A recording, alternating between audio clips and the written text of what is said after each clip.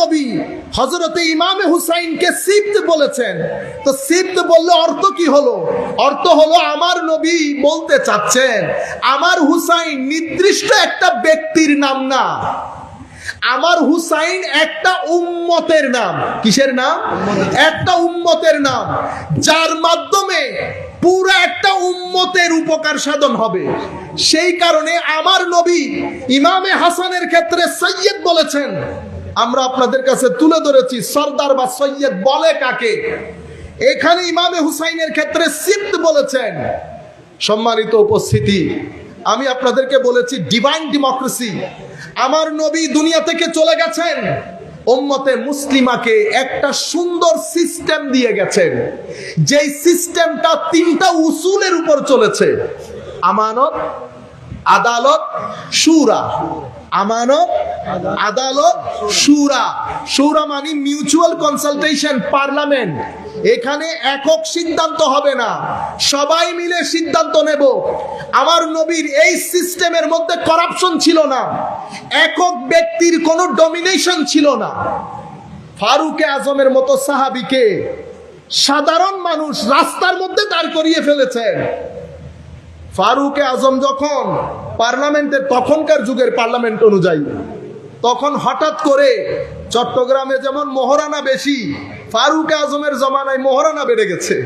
মানুষ বিয়ে করতে পারছে না। খলিফার দরবারে কেস গেল, খলিফা সবাইকে ডাকলেন। বর্তমান সময়ের পরিভাষা অনুযায়ী আমরা বলবো পার্লামেন্ট সেজেছে। সেই পার্লামেন্টের মধ্যে ফারুকে আজমের মানে স্টেটের পক্ষ থেকে প্রপোজাল গেছে যে আমরা মহারানাকে ফিক্স করে দেই। মহারানা ফিক্স করার কথা আসতে না আসতে এক বুড়ি দাঁড়িয়ে যান, বুড়ি মহিলা, বৃদ্ধ মহিলা। উনি দাঁড়িয়ে বলতেছেন, আপনাকে এই অধিকার কে দিল? যেখানে আমার আল্লাহ ফিক্স করেন নাই কোরআনের মধ্যে, আমার নবী করেন নাই, সেইখানে আপনি ফিক্স করার কে? আমার আল্লাহ বলছেন ওয়াতুন নিসা সাদুকাতিহিন্না নিহলা, পারলে পাহাড় সম পরিমাণ দিয়ে দাও। যেখানে আল্লাহ পাহাড়ের কথা বলছেন সেখানে আপনি ফিক্স করার কে? এটাকে বলে ডেমোক্রেটিক সিস্টেম। এখানে আইনের মাধ্যমে সবাই পরিচালিত হয়, কেউ গলার আওয়াজ বড় করতে পারে না। আমি এই বক্তব্য যেহেতু পরে দিব, সেহেতু আমি আগে দিয়ে মানুষকে কনফিউজ করতে চাচ্ছি না। আমার নবীর এই সিস্টেম, আমার নবী বলেছেন ধ্বংসপ্রাপ্ত হবে হালাকাতু উম্মতি আলা ইয়াদাই গিলমাতি মিন কুরাইশ। কুরাইশের কিছু ইম্যাচিওর ছোট ছোট নাবালেক শাসকের হাতে আমার উম্মত ধ্বংস হবে। তো উম্মত যখন, আমি পলিটিক্যাল ক্রাইসিসের কথা বলেছি আপনাদেরকে, এই বিষয়টা যখন কারবালা পর্যন্ত গড়ানোর আগে ইয়েজিদের হাতে যখন পাওয়ার গেছে, ক্ষমতা যখন, মুসলিম পাওয়ার, মুসলমানদের সামগ্রিক অবস্থা যখন নড়ে বড়ে, আমার নবী হযরতে ইমাম হুসাইনকে বলেছেন উম্মত। কি বলেছেন? উম্মত। তখন কেউ মেনে নিয়েছে, কেউ আবার মাসলাহা তথা বিভিন্ন দিক বিবেচনা করে ফিতনা ফাসাদ হবে, মারামারি হবে, কাটাকাটি হবে, বিভিন্ন দিক বিবেচনা করে অনেক সাহাবী তাবেঈ চুপ থেকেছে। কিন্তু আমার নবী কান্দে চড়ে যিনি বড় হয়েছেন, যাকে আমার নবী উম্মত বলেছেন, উনি কিন্তু বসে থাকেন নাই। উনি এই সিস্টেমকে চ্যালেঞ্জ করেছেন, এই সিস্টেমকে চ্যালেঞ্জ করেছেন। একা নিজের পরিবার পরিজন নিয়ে বের হয়ে গেছেন। আমার ইমামে হুসাইন যদি বিদ্রোহ করতেন অস্ত্র নিয়ে, বিদ্রোহ কাকে বলে? বিদ্রোহ মানে কোন একটা জায়গার মধ্যে গিয়ে ওই জায়গা দখল করে ওখানে অস্ত্রে শস্ত্রে সুসজ্জিত হয়ে তৎকালীন এক্সিস্টিং পাওয়ারকে চ্যালেঞ্জ করার নাম বিদ্রোহ। কিন্তু আমার ইমামে হুসাইন যদি বিদ্রোহ করতেন তো মদিনা শরীফ দখল করে ফেলতে পারতেন। মদিনা শরীফের মধ্যে গোলামানে আলে বাইত ছিল, তখন মদিনা শরীফ দখল করতে পারতেন। ইমামে হুসাইন এই কোনটা করা হুজুরের উদ্দেশ্য ছিল না।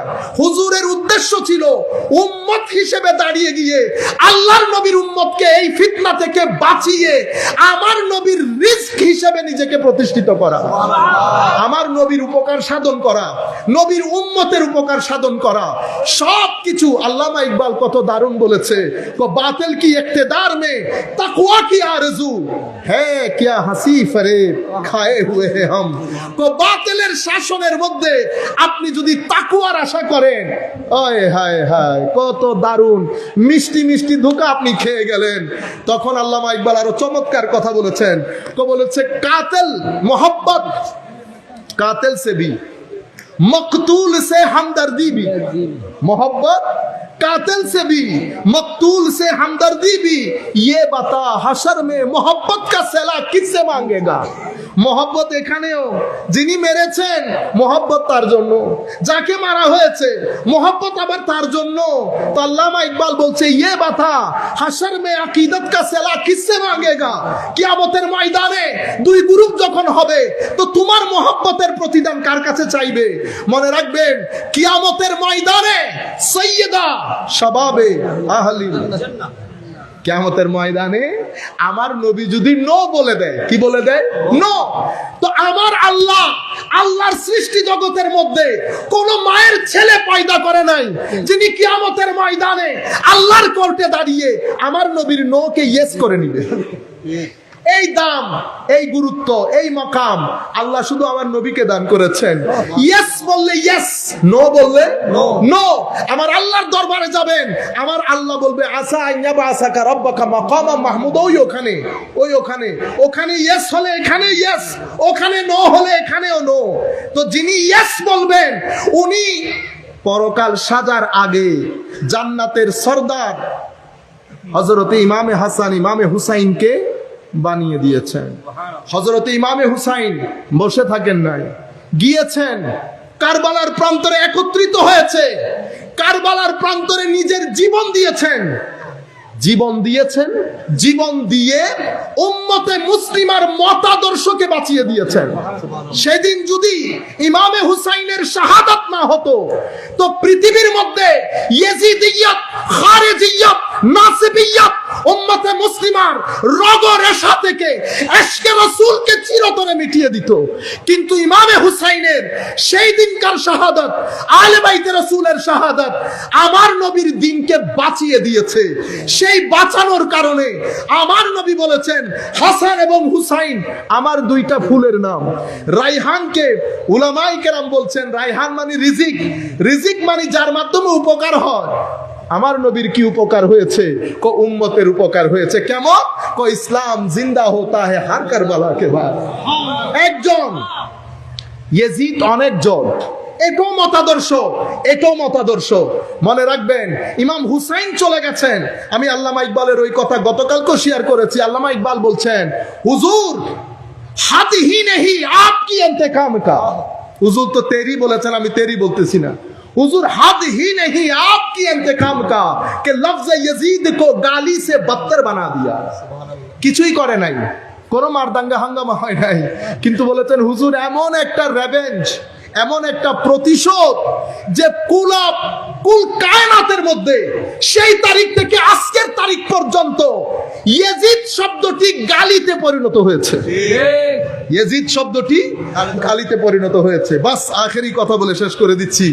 দেখেন ব্রাহ্মণবাড়িয়া থেকে আমার এক ভাই ফোন করে বলতেছেন আপনি বারবার, আমার ইয়েজিদ নিয়ে একটা আলোচনা ছিল, তো বলছে আপনি ইয়েজিদ নিয়ে বারবার আলোচনা করছেন। উনি তাবেঈ ছিলেন, উনি এই যুদ্ধের সাথে, এই শাহাদাতের সাথে সম্পৃক্ত ছিলেন না। আমি বলতেছি ভাই আপনি এই কথাগুলো বলবেন না, শুধু প্রেসার হাই হয়ে যাবে আমার। ঠিক আছে, আমরা এমনিতে অনেক ভদ্র সবর, কোনো কিছু না, ঠিক আছে সব, কিন্তু দুই জায়গার মধ্যে, তিন জায়গার মধ্যে আমাদের সবর থাকে না। শানের সালতে বিয়াদবি যখন হয় আমাদের প্রেসার তখন 300 ডিগ্রি হয়ে যায়। আলে বাইত রাসূলের শানে, আউলিয়ায়ে কেরামের শানে এমনিতে কথা বলবো, সারাদিন বলবো, কিন্তু বেয়াদবি করতে পারবেন না। বেয়াদবি করবেন তখন প্রেসার 300 ডিগ্রি হয়ে যায়, তখন মাথায় থাকে না কোন পুলিশ কোন আর্মি। এই কাজ করিয়েন না। বলতেছে আপনি বক্তব্য বন্ধ করেন, I don't want to hear your word, even a single word. আপনি একটা কাজ করেন, আমি আমার বাতিজার নাম রাখছি হাসানাইন। কেন, পরবর্তী ছেলে হয় কি হয় না, আল্লাহ একটার ভিতরে দুইটা ঢুকাই দিছি হাসানাইন।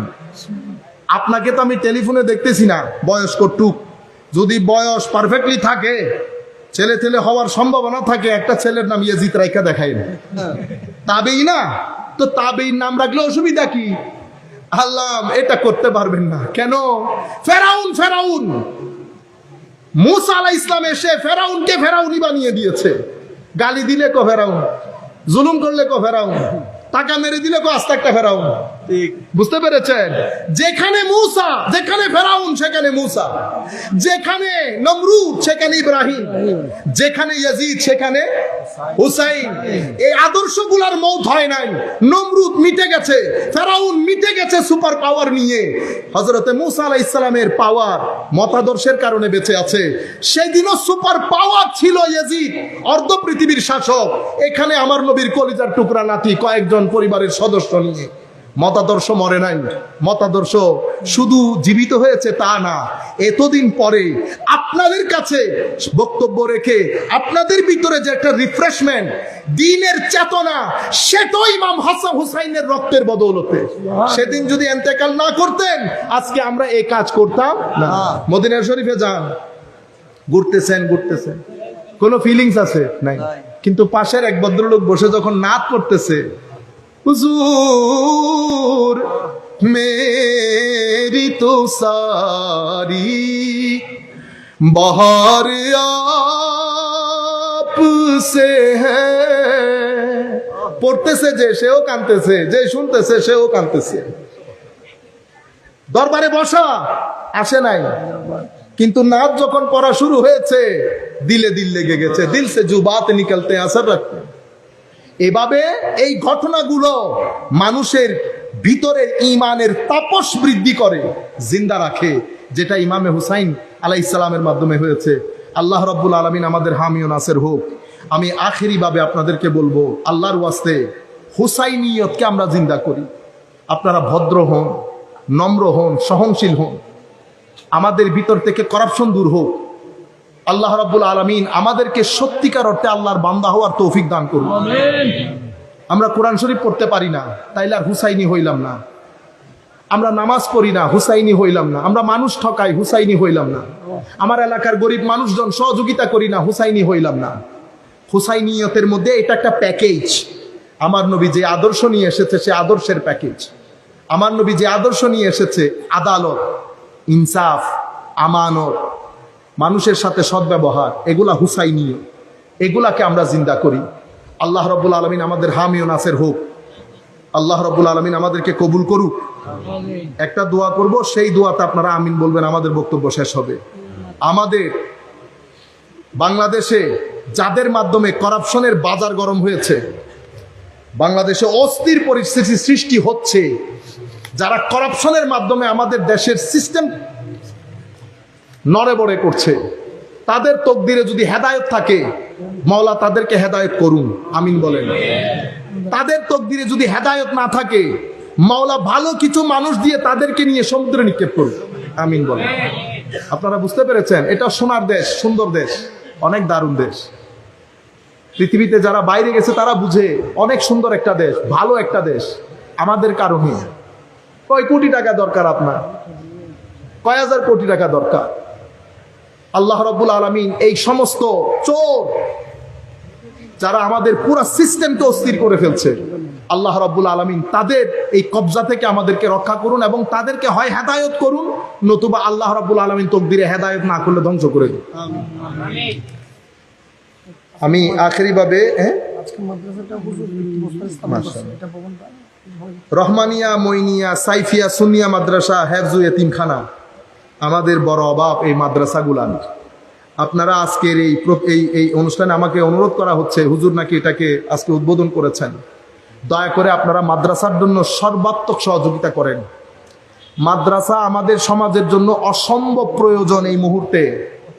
ঢাকা বিশ্ববিদ্যালয়, চিটাং কলেজ দিয়ে আপনি আত্মহত্যা ঠেকাইতে পারবেন না, আপনি পরিবারের ডিভোর্স রেট ঠেকাইতে পারবেন না, বায়ে বায়ে দা কুমড়া সম্পর্ক ঠেকাইতে পারবেন না, মারামারি ঠেকাইতে পারবেন না। এগুলার জন্য মাদ্রাসা লাগে, হেফজখানা লাগে, মোরাল টিচিং যেটা মাজারাত লাগে। আমরা মনে করি মাজারের মধ্যে মাজার দরকার কি? কি মাজার দরকার কি? মাজার তুলে দিলে বুঝতে পারতেন মাজারের দরকার কি। এই কিছুদিন আগে দুবাই গেছি, তো দুবাইয়ের মধ্যে নামাজ পড়তে দাঁড়াইছি, তো 2টা ছেলে 3টা ছেলে দুবাইয়ের লোক আর কি। একদম আমাদের গায়ের সাথে লেগে সিধা দাঁড়ায় আছে। মানুষের মধ্যে একটা বিবেক থাকে না যে আমি যে পিছনে দাঁড়ায় আছি, তো আমি তো সামনে দেখ ব্লক করে ফেলছে। তো আমি চিন্তা করতেছি এগুলো এরকম গাধার মতো কেন। পরে মাথায় আসলো আসলে এখানে কোনো মাজার নাই, মাজার থাকলে আখলাক থাকতো।